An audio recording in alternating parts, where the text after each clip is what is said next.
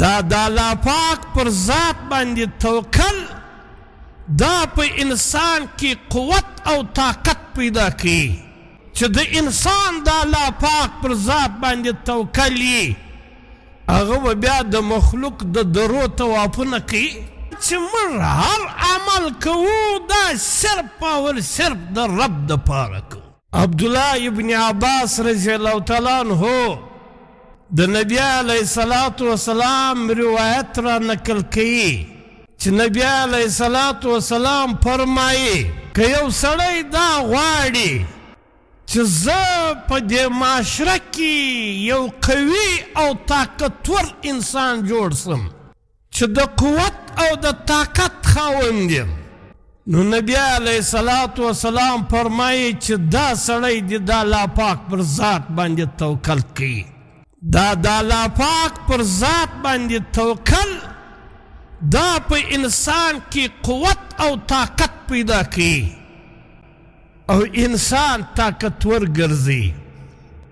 د مخلوق د در له توافو څخه به دی بچاوي محفوظ به وي چې د انسان د الله پاک پر ذات باندې توکل وي هغه به بیا د مخلوق د درو توافونه کوي نه به کوي د یو رب بندگی او اطاعت به کوي نو چې د انسان د رب سره تعلق وي په دا کې به قوت او طاقت او نبی علیه الصلاة والسلام فرمایي که یو سړی دا غواړي چې زما دې په معاشره کې په کلي کې ښه عزت وي زه دې د عزت خاوند یم چې خلک زما عزت کوي خلک و ما ته په درنه سترګه ګوري نو نبی علیه الصلاة والسلام فرمایي دا سړی دی په خپله زندگی کې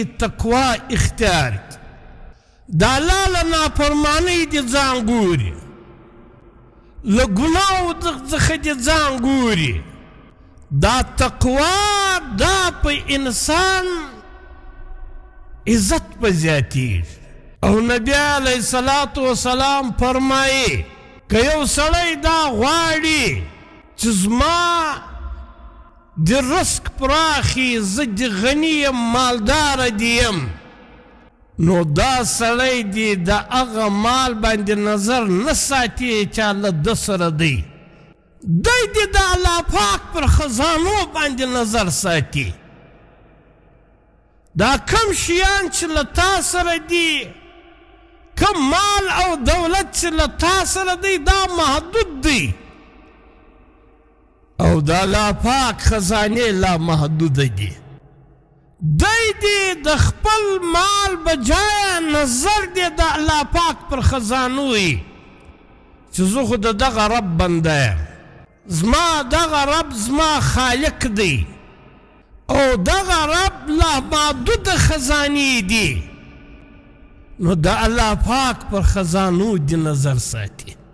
حضرت علی رضی الله تعالی عنہ فرمایي چې د اسلام د دین اسلام قیام په څلورو شیانو سره راځي.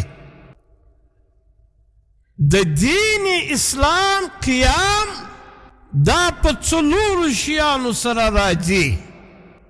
یو پر یقین باندې چې زموږ د الله پاک پر وعدو باندې یقیني. دویم عدل چې زموږ په زندگی کې عدل او انصاف. دریم صبر چې په موږ کې د صبر ماده او څلورم د دین محنت. د نبی علیه الصلاة والسلام بعد بل نبی دا دنیا لره نه راځي. د دین د محنت هر امتی ذمهواره دی. که دا څلور شیان په موږ کې وو ګواکې موږ دین اسلام قائم کړي. یو یقین بل عدل دریم صبر او څلورم د دین محنت. یقین علماء کرام لیکي چې دوه صورته لري. یو صورت دا چې موږ هر عمل کوو دا صرف او صرف د رب دپاره کوو، د دنیا د مال او د متاع دپاره نه، د مخلوق د رضا دپاره نه. زموږ هر عمل دا د الله د رضا دپاره. او د یقین بل صورت علماء کرام لیکي هغه دا چې زموږ د الله پاک پر وعدو باندې یقین. عدل د دې هم علماء کرام دوه صورت لیکي.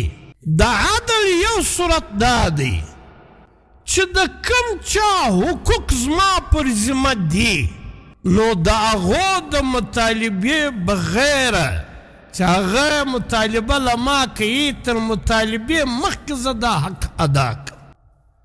د پلار او د مور پر ما باندې حق دی، د امسایګانو پر ما باندې حق دی، په معاشره کې د مشرانو او د سپین ږیرو پر ما باندې حق دی. د هغو د مطالبه چې هغه له ما دا مطالبه کوي د هغه تر مطالبې مخکې زه د حق ادا کوم. او چې زما پر چا باندې حق وي په دغه حق زما پر چا باندې حق وي له هغه سره نرمي کول. صبر هم علماء کرام دوه قسمه صورت بیانوي. د صبر یو صورت دا دی چې الله پاک کوم شیان زموږ پر ذمه باندې لګولي دي چې دا وکړي پر دې باندې په مضبوطي سره درېدل. او د صبر بل صورت دا دی چې د کومو شیانو څخه الله جل جلاله موږ منع کړي یو او له دې څخه په مضبوطي سره ځان صبر کول، د دین محنت کول، دین په خپل ځان کې هم راوستل، دا دین په خپل کور کې هم راوستل.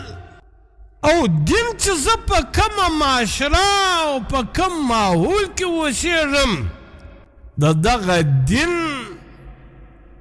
د نفاذ دپاره د دین د خورولو دپاره محنت کول. لہذا د الله پاک پر وعدو باندې یقین ساتل او د الله پر ذات باندې توکل کول.